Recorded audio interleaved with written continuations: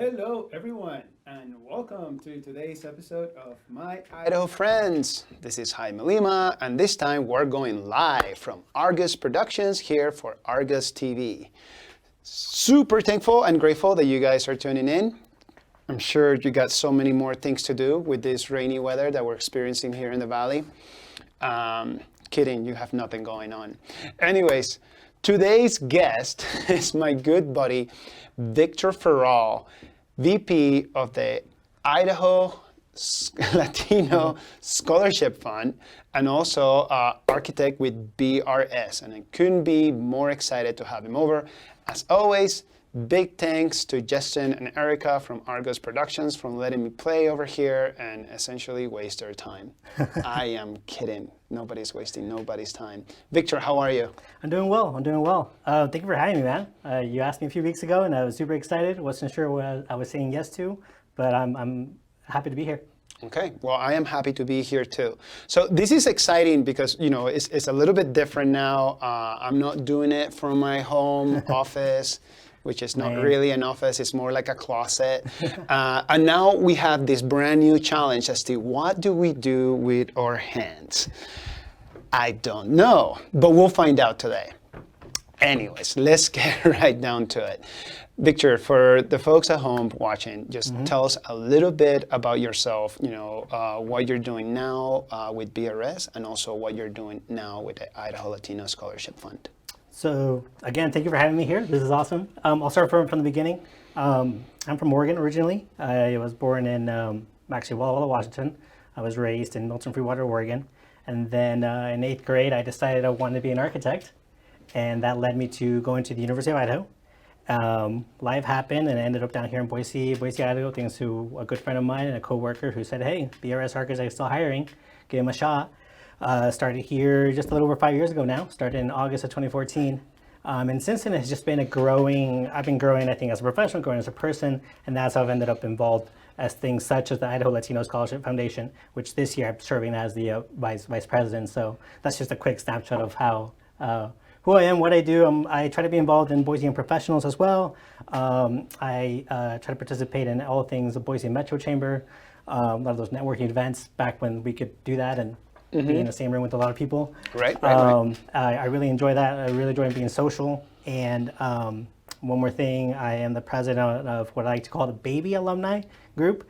It's the Idaho Gold, so it's the graduates of the last decade for the University of Idaho. So down here, we just put on events for other U of I grads, and we just do fun stuff.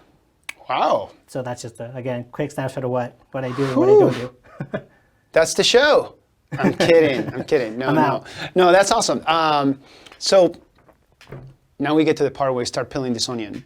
I really want us to eventually come back full circle, to the Idaho Latino Scholarship Foundation. But we have a couple of things in common, okay? We're both Cinnamony. Yes, we are. We're both Latino. You are, of Mexican descent. I am not from Mexican descent, so, southern Mexico, if you're talking to our friends here in Idaho. I'm joking. Different country. I was born in Panama. For anybody that cares, nobody does. Panameño. True story. Oh, sí. How do you say true story in Spanish? Pura. Historia de verdad? Neta. Neta. Okay, that's a Mexican thing. That's cool, though. I learned something new. There you go. I've really been looking forward to this conversation with you because there's a lot to unpack. There's a lot to be said about having a Latino presence here in this place that we call home, which I love. I love me some Idaho big time, especially, right here in the valley where we're from Boise. And both you and I have that in common.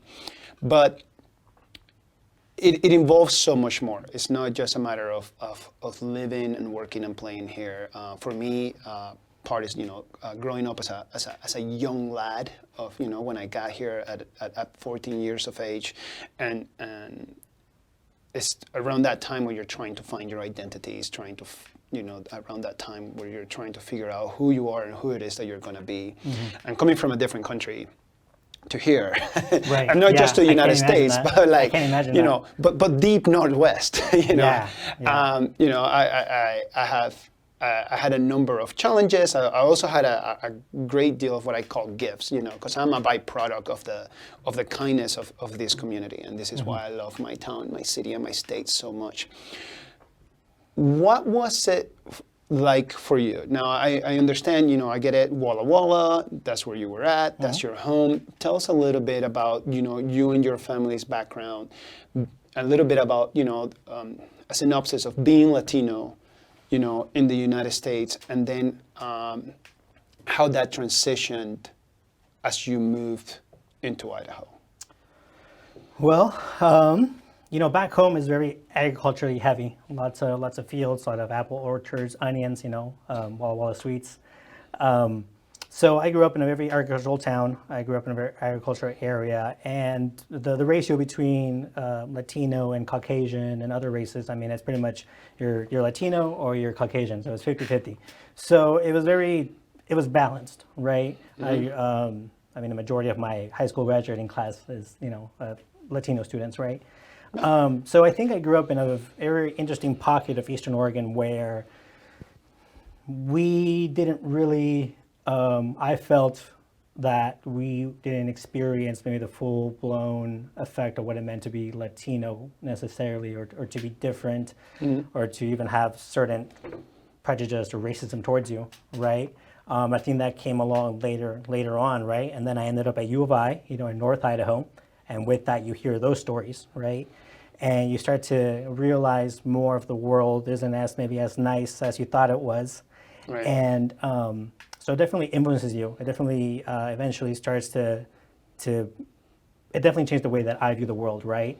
Where everywhere I go, almost, I know that I'm different. I know that I stand out, right? Especially here in Idaho, right? Going up to U of I is a little different, but then making that transition down here, I knew I stood out because when I would start conversations with people, and when I started to go out and be social and meet other people and network, most people, they're friendly. Hey, how are you? I'm such and such. Oh, I'm Victor. Oh, what do you do? Oh, I'm an architect. I work as an architect. I'm not licensed yet. I'll put that in parentheses. But I'm a project manager, and I feel like their perception of you changes like that, right? Because all of a sudden they meet an educated, young Latino male, and that's not very typical, right? Only I found out this fact through our good friend Jesus that only 12% of Latinos have I believe a master's degree or a college degree here in the state, right? Extremely low. It's the lowest in the country. So again, I think I came from a kind of a very interesting pocket in Eastern Oregon, and then as I went to college and then made the jump to the real world, the professional world, I realized that the world is still very much looks at me for who I am as a Latino male, and that we have to kind of give a little extra, right? You kind of have to put yourself in a little better light. You have to go a little bit the extra mile to move beyond those stereotypes. So again, does that kind of answer your question? No, it does. Well, it just branches into a whole nother, for sure. And that's why we like it here. Yes. Because it branches off into a number of different questions. For example, the first one: are you first generation, college graduate for your family? Yes. That's something I didn't touch too much about. I'm one of four. We have a small family. My parents are from Mexico, as you said. My dad is from Veracruz, on the east coast of Mexico, and my mom is from Puebla. I think the states border each other. I used to go down there often as a kid. But my parents made the jump over the jump. They immigrated to the United States in the 80s. My dad first. He ended up in the Walla Walla College Place area. He saved enough money, paid a coyote, and that coyote brought my mom over in the trunk of a car, actually. So both of my parents had a very tumultuous journey to get here because they wanted to pursue a better life. They wanted to, my dad wanted to get out. My dad knew that he could do bigger things and better things. And, years of effort, years of trying, and both of them are U.S. citizens. They went through that process. And thanks to them, my younger siblings have a chance to pursue their dreams, right, and be here in the States.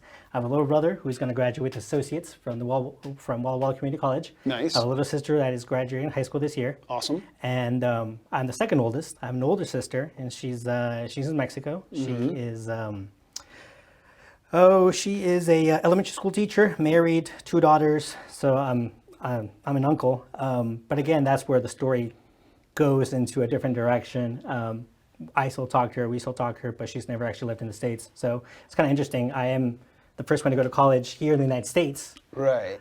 but she did go to college in Mexico. In Mexico, But right. it's different, right? It's different going to college down there and paying for that than it was for me going to college up here and having the life that I have now. Okay. What you said it was different. Of course, I know and I understand why. For those who are watching, go a little bit into that. Why is it so different? Other than, of course, it's in a different country, and it's in Espanol. Different, Yeah, I get it. different for my parents, you mean, or just? Well, difference. Because you mentioned, it was different for you, your experience, your college experience here, as to would have been her college experience over there in Mexico. Is that what you were referring to, or did I think just everything. Unfortunately, the family was separated in the 80s, right? My older sister was just a baby, so my parents decided not to bring her over. It was too dangerous, right? There was obviously a lot of natural hazards that could have happened, and then just having have her cross to the United States just never took through, right?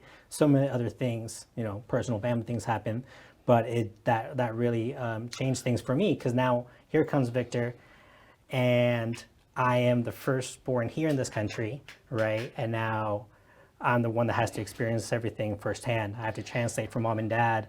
I have to be talking to adults as a little kid, right? Translating for them, whether it's the mailman or the credit card guy on the phone or someone at City Hall. Right, you gotta go to the doctor. You're gonna be the shoulder-to-shoulder translator. It's time for taxes. It's times for everything. Everything. You start that as a kid, and that's the expectation, right? That's you're gonna so work. You're going to school and they're speaking to you in English, so you gotta pick something up, bro. Actually, fun fact: I actually learned English before I learned Spanish.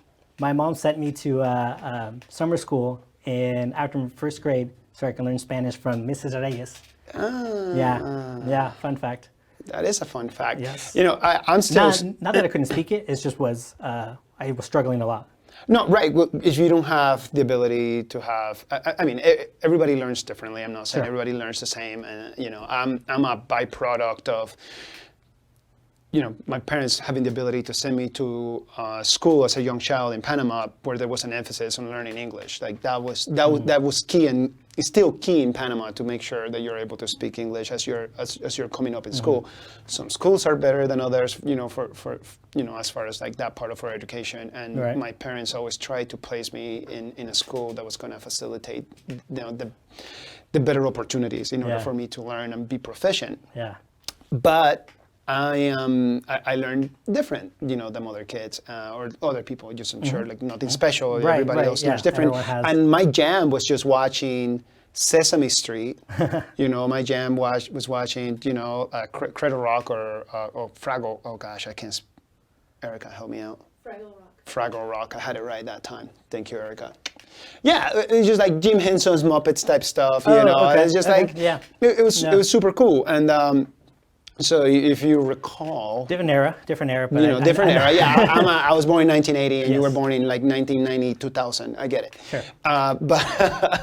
But back then, the Panama Canal Zone was a U.S. territory, so they had like their own like TV station, and Panama is not necessarily a large country, so you could get that signal everywhere and use. I remember Canal 8, Channel 8, and like Saturday morning cartoons was a thing, and as a little kid I discovered that, and it was all in English. Okay. Well, if you want to understand what all those cartoons are saying, well, you need to get sharp, and.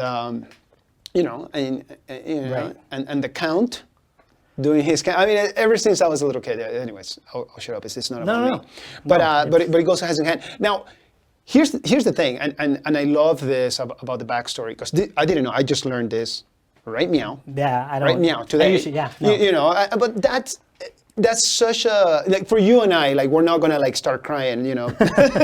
But when you like talk to a group of people, whether they're peers or strangers, and you're sharing your immigrant story, it's like, whoa, like, you never met your sister until like later. I was 10 when I met my I was sister. like, wait, your sister didn't grow up with her parents, and then right there, it's like like for us, you know, Right. the typical sacrifice, oh gosh, I don't want to sound over dramatic, but you know, the dark side of the moon, you know, as far as Yeah. like, you know, there is a price to pay, and not a lot of people understand or are not willing to understand what that price is. Okay? Yeah. Your parents have paid that toll. Your sister has paid that toll. You know, in my you know, I had to pay a similar toll. This is not about me today. It's about you, and to grow up shoulder to shoulder with your peers, who and great people, especially like my experience, you know, here, you know, going to North Junior High and Boise High, and friends who are still friends right now. As a matter of fact, we're having happy hour via Zoom at 7:30. Yeah, in class of '98. See you soon. Let's go. But but yeah, it's like, that's not an icebreaker, you know. Right, Like right. there are people that, you know, and it's not just reserved. You know, this toll is not just reserved to the Latino community. You know, anybody that is coming from whatever part of the world, in order to come here to better themselves, for better opportunities, and just for like that dream. Because if you're from here, especially if you do not travel much out of your state or never at all, you do not understand how you are seen Right. from different countries or different continents. Yeah. And like, and then all of a sudden, you know, like that toll that you pay, whether it's a little bit of racism or whether it's a little bit of like, you know, family sacrifice. Well, I'll see my mom in like 12 years, no big deal. Who the F says that over here? Nobody. Notice that I didn't curse? Thank you. I promise you I wasn't. But you know, imagine those things. You know, Right. like Yeah. you would never guess that. And Yeah. thank you for sharing that. I guess is what I'm trying to say. Yeah, and I think what you're, you know, part of this is also that motivation, that inspiration, that drive. What goes to the core of me was because of those sacrifices that were made by my parents, by Right. my sister, by Yeah. the rest of the family as well, to a certain extent, right? Things that I will never understand. I'll never fully understand that sacrifice because I was born here in this country. But I'm so grateful that they did, right? And that's was one of the biggest motivators for me, was to go out to college. I mean, going off to college and pursuing something has been on my mind since I was a kid, since I realized the magnitude, or at least somewhat understood, oh, I have this position that my parents Right. gave up so much, but now I can go to college, I can go do stuff. This was before I even decided that I wanted to pursue you know, architecture. This was in, you know, middle school. Right. I was like, college just made sense to me. That was predetermined, and I was going to do it no matter what, because I wanted to excel. I wanted to make sure that their sacrifice paid dividends, right? I didn't want to. I saw other people around me who didn't go to college, who parents made similar sacrifices, and they didn't fulfill their potential, and that to me was very frustrating, very maddening, and I didn't want to be like them. That no, does that make sense? and I know, I Doesn't mean had they're bad people. no, they're not bad people. It's- It's just, you know, I had a conversation. I mean, I graduated high school. Gosh, I'm class of '98, so it's been over 20 years now, and I'm very fortunate because I am still very good friends with And that's classmates awesome. all the way from the 9th grade, you know. That's- So I left Idaho for 12 years, you know, to do the things, and then I come back, you know, in 2015, and we're still friends. Which is awesome. In part, you know, grateful for like, you know, MySpace, you know, What? way back when, you know, for Is that anybody on that can your remember that. AOL account? That's way before the TikTok, bro. What was his name? TikTok, Erica, you the mean? guy that was running MySpace. I love the fact that we have like production value, and like there's somebody back there that nobody can see that can give you the answers. Was it Tom? Tom, it was Tom from MySpace. Yeah, from was it MySpace. Tom I from? thought Tom was the beginning of Facebook. at that time? I was like, oh my gosh, we'll find out. She's gonna Google I'm pretty it. sure it's Tom. But regardless, Anyway. the conversation, with this friend was about this other friend, right? And who has achieved. And I gotta keep it vague because I don't want to pick on anybody. But like Right. my frustration is like, for example, I have never finished college. I did have some college education. I didn't. Yeah. While I was in the service, I attended Norwich University, but it was an online program that was very specific to certain people with certain jobs in the service. Let's just leave it at that. And I really wanted to finish, but once it was no longer free, I was like, peace out, because I decided, 12 years, I'm good, wife is pregnant, time to take it home. Time to take it home. Exactly. And, we're having this conversation about a dear friend of mine, and he is just absolutely brilliant. And he has his bachelor's degrees, and then he gets his master's degree. And I get it. He ends up realizing and deciding that this is not for him, and that he's going to do something else, and that something else, and again, I'm not poking fun of him. I'm not trying to be unkind in any way, but he's following his heart, and I commend him for that. But to me, for somebody like you and I'm like, bro, like you were handed, like this was. What I'm saying? I don't want to say that it was given to you. He still had to earn, and he still had to pass, and like do all the work and the and the time management. The things that the real actual skills that you get from school. And if you're a little bit sharper, you start to network early. But then you go do something else that outside of academia is not nearly as challenging, and it's not nearly as I guess from the outside in fulfilling. Not my life to live. His life to live, so I'm happy for him and kudos for him. But would you imagine us having the ability to sacrifice our parents, immigrant parents or whatever, what they have to sacrifice, what they have to do, and then we get to go to bachelor's, get our bachelor's, and then we go get a master's, PhD, or all these other letters put together that means something. And then it's like, you know what, like, I'm just gonna like work the front desk over at so-and-so's because I just need to like. See, that's not an option. I just need to find it is not an option. If I wasn't in architecture, I would have to be a civil engineer. I would have to be a doctor. I'd have to be a lawyer. Yeah. I mean, a lot of Latinos go into law, go into marketing, business management. Why? Because from our young age, we're told you can't be something like this. You got to go out there and get that money. Yeah. Now it is time to get paid. Exactly. Now. As soon as you can walk, you're going out there and work. Because that's the know? mentality in Mexico, right? As soon as you can walk, you're going to work. Yeah. So you have to work for something. You have to go get that money. And that's why, it's really hard to go out to college, really hard to go out to university because sometimes you have a job in high school and even after high school that pays really well, really quick. And you're going to make that money right away. And things can happen. You can buy your own car, get your own little place, help out mom and dad, right? Yeah. So you kind of get caught up in that. And all of a sudden, years later, you're still there. Yeah, right? You were not able to turn the needle to the right that much farther.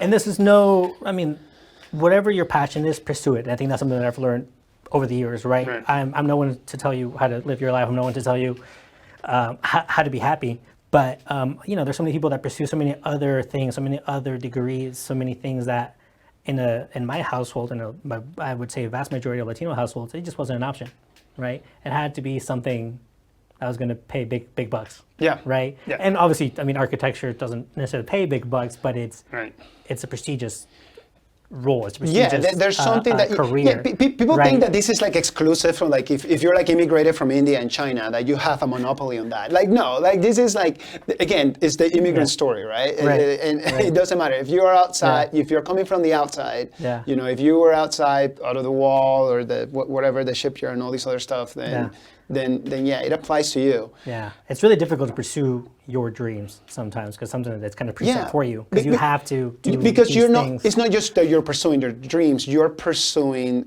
the potential well-being of yourself, your future family, and the family that brought you in to where you're at. Which is now what I want to touch on because you're gonna get probably a little bit upset at me. Or maybe you're not. I don't know. I think this is a challenging conversation for some. It is. Reason being is I truly do not, and again, I get the mission, and we're going to talk. We're going to be ending the show towards that, but I want to get this out of the way because, for example, I did not finish, my college education. Right. I'm in the grind, and I do what I do, and to some extent, at least where I'm at in life, I'm very grateful. I have opportunities that other people don't have, and I'm able to facilitate. You've done really well for yourself. Oh, stop it. No, without. But thank you. No, you've done really well for yourself. And I have opportunities that my wife and I, my family now can facilitate. To mis niños. To my children. Los chamacos. But los chamacos, sí, los I call them something else. The monsters. The little monsters. Los monstruos. They're super cute. Sí, yeah, they're super cute. Thank you. Not everybody's path should be college, and I double down on that because, well, also because what I do outside of this, because this is for free. What? We've been losing money on this project, but it's just be real. But because I do with work and then having conversations with families, whether they're young families, older families, and when we're having the conversation with Latino families or anybody, immigrant families, it becomes this topic where like my kid has to go to college. And then sometimes the kid will be in that conversation because they are 17, 18, 19 years old. And I just take a look at the kid and like, I don't think, not because of what they look like, but you have a conversation with somebody and like they are just not, because either maturity, they're not ready, their mindset is not there, perhaps they're like, a young mind, falls in love with a lot of things, It falls in love with people, falls in love with video games, falls in love with TikTok, falls in love with like a number of things. And, no, for sure. And to then put yourself as immigrant parents in that position where like, you know what, like this is why I did it and now we're there. And this is an agricultural stage, surprise, surprise, shocking for those of you who are watching that are not in the know. And what? and then, you do all these blue collar, back-breaking work for all these years. And now it's just like, oh, you're the oldest and you are going. You are going and there's no, like, so far you're doing really good. You haven't gotten anybody pregnant or you're not pregnant yourself. Like, you're it. You're going. Jump. And some of these kids either do not have the desire or perhaps they're just not ready academically to take that jump and that dive. And that's okay. And now you're looking at like the potential of like accruing like so much student loan debt. And yes, I always think, like community college is a great way to find out whether, this is going to be, a thing for you, which is what I encourage.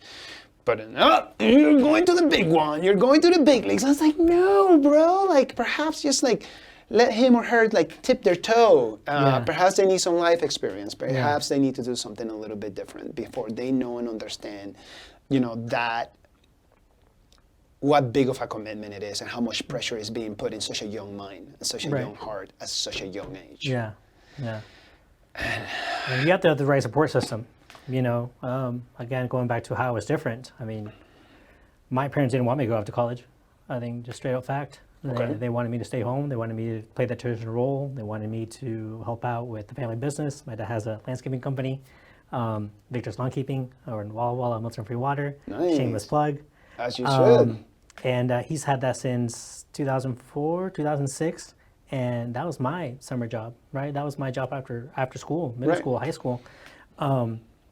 So that was going to be, that's you work hard, right? Even now, when I explain to my parents or when I first started this job, explain to them holiday pay and PTO, they don't understand that. Right. That's not part of their world. That's not part of their world. They don't understand paid time off. They're like, you're going to go off and run around for a week, the parrandero, go party for a week and still get paid? They're like, it's still, like, even so, I still think till this day, they have a hard time with it. So having them buy into what I was trying to do took time. It took time. It wasn't very easy at first going off to college and not really having their blessing, so to speak. And that's tough for an 18-year-old kid. That's extremely tough. but going back to what you were saying, for me, it felt like it was the only option to leave and to go to a four-year university. That was my only option. Looking back, I may be able to have done things differently, but I wouldn't have the life that I have right now, right? Yeah. So now when I get involved, as we're going to talk about the ILSF, Yeah. Obviously it's a huge proponent for Latino families and Latino students to get out there and be educated and go off to, a university, any university, NIC, BSU, COI, UOI, ISU. There's other options, right? I had a conversation a few months ago with a high school student, and he was like, man, like, I heard your story. I don't know if college is really for me. Like, what advice would you give me? And 5 years ago, Victor would have been like, no, you need to go to college. 6 years ago, Victor, no, you need to go to college. Yeah, like, I don't like that picture. Yeah, like that's the only one. It's okay. I don't like 20 years ago, Jaime. The only one. But a few years ago, I would have been like, no, this is success. This is your only path to happiness. Right. You grow up, you mature, things change, and now it's what can we do that's going to pursue something that you'll be passionate about, something you'll be happy about, right? Absolutely. And there's other options, right? You don't have to go to a foreign university. You don't have to be a lawyer. You don't have to be a doctor, right? Obviously, at the end of the day, you have to pay the bills, right? But who says you can't start a community college? Who says you can't finish degrees at a community college? Who says you can't do a vocational school, a trade school, right? There's so many other options. Maybe you go the military route as well, right? Like, kind of what you did. So again, it's, it goes back to me, it always goes back to my parents and understanding that sacrifice, and that for me, this is what it meant to live out that potential for me, right? Yeah. Looking back, again, would I have done things differently? Perhaps. But you can't measure success because you go out to college and go become a lawyer, right? But that's the pressure sometimes that you put under. And part of what I'm doing now, I think, as a personal mission, is to whoever high school student I can talk to, Latino students specifically, explore your options. Look at other options. Look at other things that you can do. College isn't for everyone, like you were saying, right? Not just because you've seen them, but you have a conversation with them, and they need to understand the commitment, like you were saying. You have to understand the hard work, the commitment, the work ethic, and it's not going to be easy. It's not going to be easy. Whatever you pursue, it's not going to be easy. But that hard work pays off. And it does not guarantee you a job after. Exactly. I mean, imagine anybody right now. You should have told me that 5 years ago. Right. 6 years ago. Imagine anybody right now in this environment, during this climate, this world pandemic, that graduated from medical school, just like a couple of months ago. They're on the front lines. Boom. They weren't expecting that, though. They're not getting hired, though. I mean, they're not, and I happen to know this because I'm waiting for my brother-in-law to get hired, and he's getting ready to be an internal medicine doctor. But and things are changing. I don't know if you guys have been watching the news, but the country's opening up slowly but surely. Regardless how you feel about it, it's happening. We'll see what happens. And we'll see what happens. Follow up an episode with the old doctor. I have to bring that again and talk Dr. about Kaufman? more stuff. Dr. Kaufman, Kaufman, a real that's doctor, right. not like a doctor like me. Like doctor of sir, architecture and doctor of just I try. of tablecloth. Yeah. Another thing, and Erica, can we get a time check? What are we doing on the time check? What are we doing on time? Oh my God, I get to see these. 20 minutes. I had 20 minutes. Okay, so we're going to touch on this one thing. We're going to transition to BRS, and then we're going to go ahead and let you do your thing. Okay. Okay. You need to be that part in the end. You absolutely shameless self-promotion. Okay. Okay. I encourage it highly. All right. All right. One of the other concerns, when and I don't do what you do, on your volunteer basis and working with the young Latino community here, and I commend you for that because I feel like I'm not giving back enough. I do other things, but I just think like I really what you guys stand for and what you guys are doing for our community is just you're here and you know that it took a great deal of work and sacrifice, but you didn't do it by yourself, and you had a lot of help. So instead of going like, oh well, it's really hard for me, so you figure it out, but instead doing the right thing is extending that hand and facilitating guidance and mentorship among and other opportunities as well. one of the things that I see and I have experienced, and this is not unique to immigrants, this is just unique for the working class that is able to get their children, their adult children into school, or sometimes set adult children spend it for themselves, is they're able to get into school, but they have to do it themselves because their parents cannot afford it. And perhaps there are some scholarships, perhaps there are not.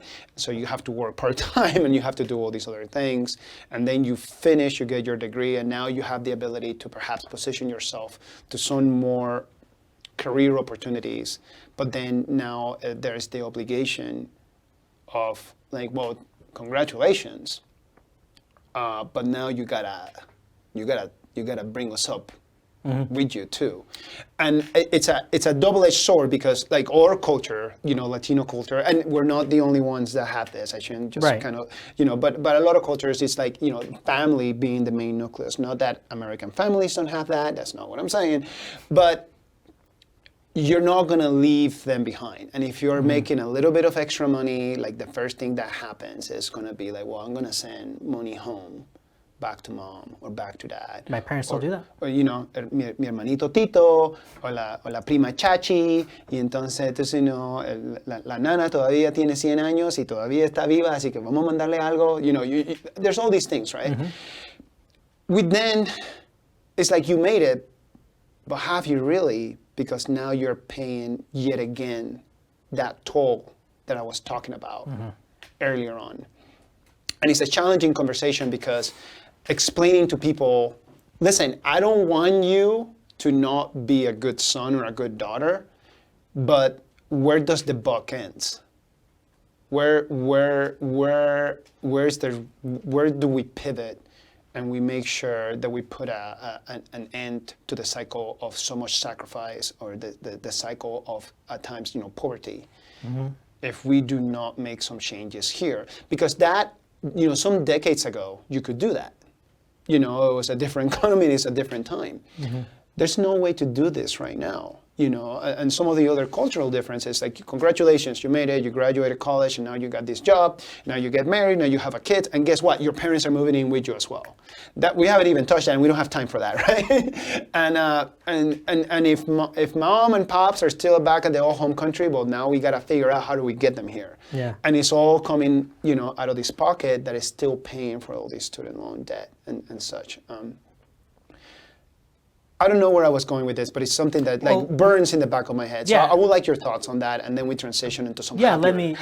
No, this has been a great conversation. Again, thank you for having me on here. I'm pretty awesome. And humble. You're above average. I think one note I want to make, and it's something that we talked about before, is where does the buck stop, right? Yeah. And I think people out there, some people might disagree with me, but I've had that conversation with my parents, right? I was, I would have told them, hey, I want to have my own place. I want to be, most likely here in Idaho. I don't want to build a little house in your backyard. I don't want you guys to move in. I don't want that very Latino thing, right? Right. I want to have my own family. I want my kids someday to go visit their grandparents, and we're going to go spend a weekend with them, and then we come back to our place, our life, right? Doesn't mean I don't love them. Doesn't mean I don't support them. Yeah. But things have to start changing, right? And you were saying earlier, my parents, they're in their 60s. My dad is 65, my mom is 53. They still send money to Mexico. And I told them, same thing, I won't be sending money to Mexico. Yeah. Plain and simple, right? It's not sustainable. I'm trying to, it's not sustainable. There's so many things not sustainable. And we have to start changing that mentality. Yeah. And if you're making it rain at the club, by all means, but we're not that we will be someday. But we're not. Right? No, I'm so sorry. And I think this broke transition into scholarships and why that's so important. I'm trying to help others not suffer the way that I suffered, right? Because I was careless. I was dumb, and I took out way too many loans, and now I'm paying for all of those. Yes, I got scholarships. Yes, I got help, especially that first year, freshman year, but I just took on way so many loans. I call it the lifetime plan, right? So again, there's other priorities, other ways. I think it's a mentality. I think it's a way moving forward. I think it's traditional, or I think it's breaking tradition, right? And I think that's a good thing. Yeah, I agree. And that's a good thing. And I think a lot of these students, I would hope, have an opportunity to pursue their hopes and dreams and do it the right way. And that's that's what I'm trying to do, right? Yeah. I've made my fair share of mistakes of how do I handle college, how do I pay for college. I want to avoid that and maybe enable them to do other things differently financially, right? Dude, absolutely, my dude. Evolving, new mindset, be innovative. Yes. Because otherwise you're gonna You're get just stuck there. You're Yep. just stuck. You're You're just just stuck stuck. there. Okay, let's transition to the happy-go-lucky stuff. Yeah. Let's transition really into like the really cool things. Tell us a little bit about BRS. Okay. Okay, they're a great company because they have somebody like you. Tell us a little Your bit. words, not mine. Yeah. BRS Architects, it was started back in 1974 by Billy Ray Strait, BRS, the initials, and Clinton Yaka, and they started in an old turkey coop, and then since then it's just grown and grown and grown. We do all sorts of commercial, retail, hospitality, restaurants, religious buildings. Storage, manufacturing. We do a wide gamut of projects. We're licensed in over 20 states, so we do work outside of the valley. That's one of the. I really enjoy what I do. I really enjoyed learning how to be a project manager, right? Because you have to, you can win as a team, but you're also going to lose as a team, and you have to learn to really communicate. It's one of the biggest things, right? Yeah. Communication, and not panic when things start to go wrong and you don't meet deadlines. Under the pressure. Right? But no, BRS has treated me extremely well. I also run their social media for them. So I do their Facebook and Instagram, and I really enjoy doing that. I do a little bit unofficial, like business development, doing through all these networking things that I really enjoy. So I'm really grateful for BRS and the three partners that have allowed me a little bit of wiggle room, right? I'm still there. My focus and my job is to get projects done, right? Whether that's a restaurant like the Flying Pie on Broadway, right? We should go because I think, love plugs, by the way. This which is I like, think is eventually we're going to need sponsorship, and somebody's going to watch this and be like, dude, they were there from the beginning. I think Flying Pie Pie turned out really well. It's one of my first big projects here back in 2016, I believe. So it was a huge, 15, 16, huge accomplishment for me. Just like, this is pretty big. It's not another office space. It's not a storage facility. This is a space where people are going to go all the time. Different people, right? And they're going to have a chance to see this space. See your work. Yeah. Doing project management of a school, $14, $50 million project down in Houston, Texas. And that was a huge project for me. It was, it was a completely amazing learning experience and getting to travel down there for work. So again, extremely grateful to be there. We have a wide range of projects, wide range of things we do in Idaho. In the valley, in Idaho, across most of Western United States, up into Alaska, down into Hawaii. Again, really, I think we do an amazing job, and I think we do. We will be there, right? Ask us, we'll help you. Ask us, we can sit down, have a conversation. What is needed, what you don't need, and we will do that legwork for you. Nice. So if anybody's got a big project, big or small, they reach out to BRS and ask for Victor Ferral himself, or as he's known in those circles, El Mero Mero. Oh. Sometimes it's that, sometimes it's doctor. Sometimes it's doctor. Sometimes it's doctor just of that architecture, jerk. doctor. So the inside joke is we call each other doctor. We're not doctors. So in our minds we are. Yes. Doctors of fun. So lame, that joke. Edit that out. I am 40 years old, and it's starting to show. You are. Yeah, but you're also getting old too. I'm 29. You're managing social media, and you ain't even on the TikTok, bro. I'm on the TikTok. I'm not doing anything, but I'm on the TikTok. Oh. You ain't even on the TikTok, bro. You know what? We'll talk about that I like off to camera. call it the Tic Tac, used to make the younger crowd really grind their teeth. Really grind their teeth. I'm in that weird zone. I've been a part of your TikToks, not my TikTok account, but for the ILSF, engage with some of those younger students. I think it's fun. Yeah, it's pretty great. That's just my personal opinion. As we're running out of time, the nitty gritty, ILSF. Give us the whole thing. Again, thank you, Jaime, for having me out here. Thank you for having this platform. The Idaho Latino Scholarship Foundation was founded in 2008, and we granted our first scholarships thanks to Zion's Bank. And we've now granted over 100 scholarships.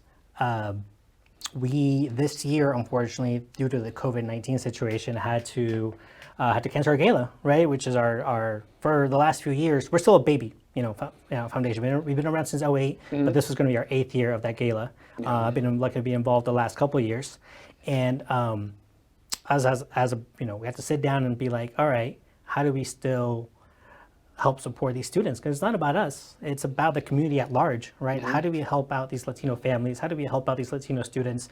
How do we still award scholarships, right? So that was that was a big question a few months ago. Like with the gala being canceled, our biggest and our sole provider of funds, how do we do that? So we had an amazing campaign. Idaho Gives had 2 weeks to donate, and we did far better than I think we expected. So that was one way that we did it. And then currently, right now, we have the ILSF online auction, right? It started on May 17th at midnight, and it goes through next Sunday, May 24th. So there's still some time. There's still time. How do we find it? How do you find it? So you go to ilsf.maxgiving.bid, right? You'll go on there, you'll type in your information, remember your phone number, remember your password. That's how you can log back in and keep tabs on the bidding items.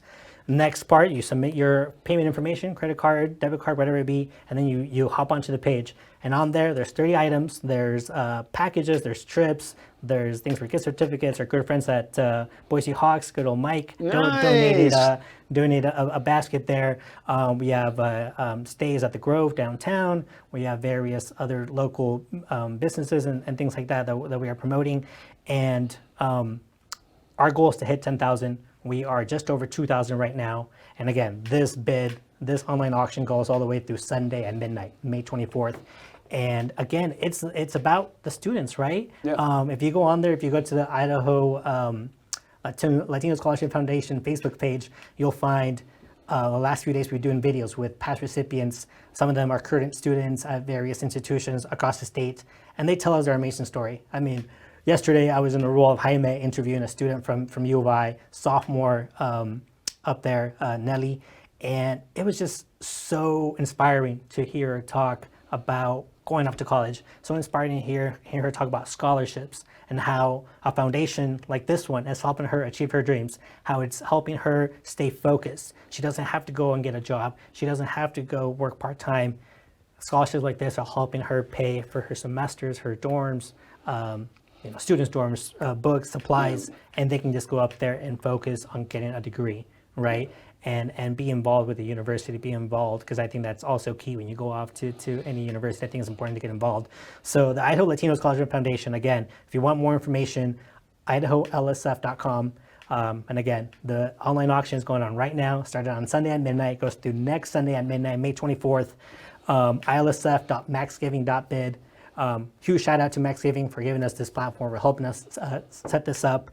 And it's going well. It's going really great, but we still need your support, right? We still want to grant as many scholarships as possible to as many deserving students as possible. Not this year, but for many years to come. So I think right now the foundation is still a baby foundation, as I describe it, but it's turning the table, and we're finding new and innovative and creative ways to engage more students, right? Not only here in the Valley, but across the state.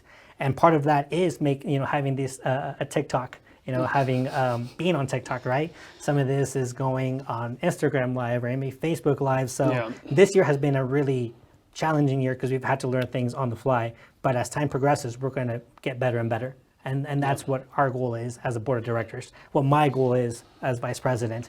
And I'm truly invested in this. I mean, I promote it on all my social media accounts. I talk about it with people.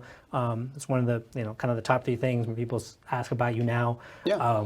And part of that is just, really helping students understand that process. Because no one was there for me too. So it's not just about scholarship, it's about educating as well. And I think as we go through this, that's going to be the next phase. Yeah, and it becomes part of that circle that helps you bring everybody in. And they have, and thanks to people like us, like me, there's a role model.